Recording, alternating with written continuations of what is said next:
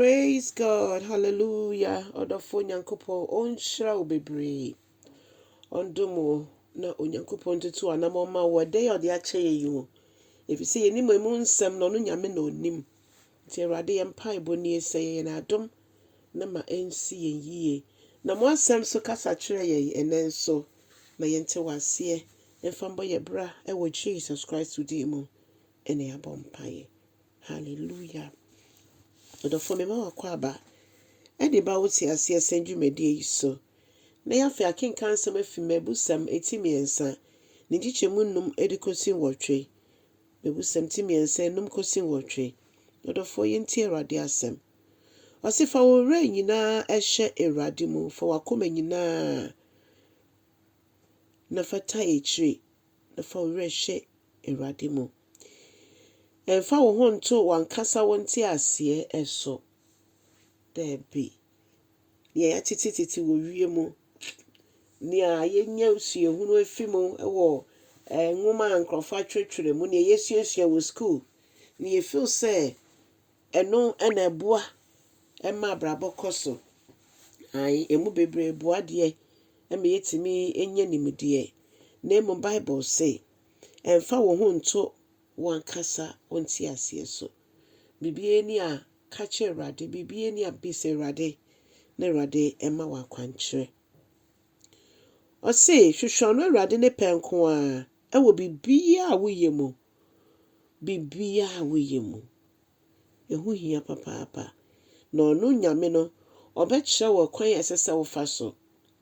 Nya woyɛ bia bise Awurade. Na Awurade nkyerɛ wo kwan a esese wo de befa so. Afei ose emma wankasa wonyansa enji wuntumu se ai minim nyansa mina mekasa ya na yesi. Emma sa nyansa no endada wo ema wo moma wo ho so. Na momo se surade na twu ho efi bonisu nyina mu. Obi wo ho sika ni nimdeɛ eni akwantuo ni ade enti ombu nyame mpo. Ogidi se yepempenso we du na ye no ono ani modembo.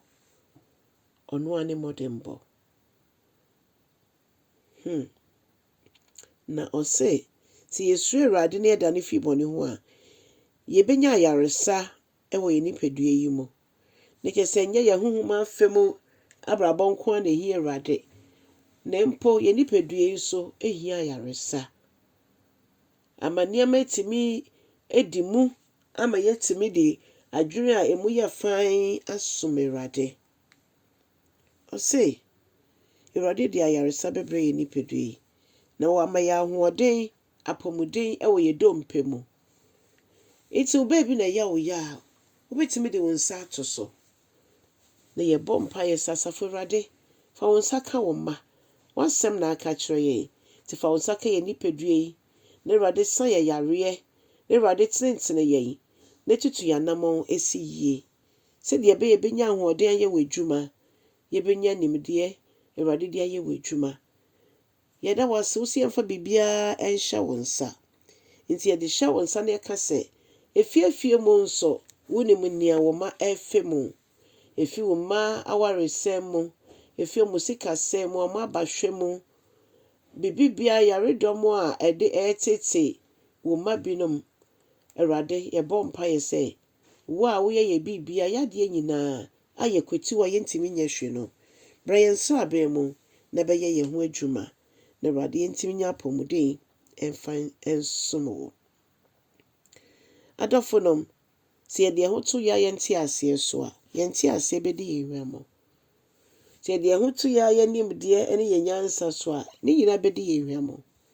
Na mmom se ye de akwan hye Awurade nsa ono na obedandane ye na wama ya akwankyerɛ ewo dwumedie bi esese yedi mu. Ne senti odofo ede na wode nipadua eye. Nipadua no onyankopɔn hia de aye n'adwuma. Ede na aka wo ho a wogidi se wuntimi ngyae. Onyankopɔn ko a ene betimi aboa mo wegyae ni nyina.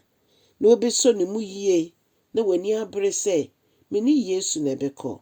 madane mechi ama wiase. Onyankopɔn nhyira wo no ndom boa wo. Na cha asɛm no, sɛ wo subscribe yi abɔmmɔden na yɛ ne saa, na nyame ɛbɛhyira wo. Woyɛ returning subscriber nso a, nyankopɔn nhyira wo nso. Yɛmbɔ mu na yɛnyina yɛnyɛ onyankopɔn adwuma no, na daakɔ ama onyame ɛbɛbisa yɛn. Nyame nyɛ ɔkɛseɛ. Yɛbɛsɛ nhyia bio wɔ Yesu din mu. Amen and amen.